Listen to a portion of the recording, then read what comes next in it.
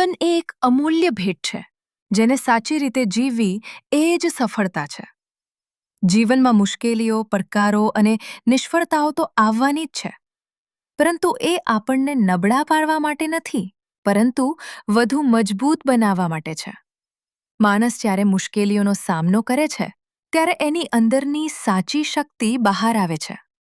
તેથી મુશ્કેલીઓથી ડરવું નહીં, પરંતુ એને એક અવસર તરીકે સ્વીકારવો જોઈએ. સપના જોવું સહેલું છે, પરંતુ એને પૂરા કરવા માટે ધીરજ, મહેનત અને આત્મવિશ્વાસ જરૂરી છે. જીવનમાં ઘણીવાર નિષ્ફળતા મળે છે, પણ નિષ્ફળતા એ અંત નથી, તે તો નવી શરૂઆતની ઘંટડી છે. જે માણસ ક્યારેય હાર માનતો નથી એ જ સાચો વિજેતા બને છે. હંમેશા સકારાત્મક વિચારસરણી રાખો, કારણ કે સકારાત્મકતા એ જ શક્તિ છે જે અંધકારમાં પણ પ્રકાશ બતાવે છે. યાદ રાખો, સૂર્ય અંધકાર પછી જ ઉજાસ લાવે છે, વરસાદ પછી જ ઇન્દ્રધનુષ દેખાય છે.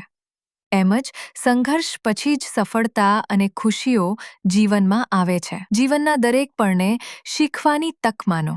નાના નાના પળોમાં આનંદ શોધો, પોતાને વિશ્વાસમાં લો અને આગળ વધો, કારણ કે જીવનનું સાચું સૌંદર્ય એમાં છે કે મુશ્કેલીઓ વચ્ચે પણ સ્મિત સાથે જીવવું.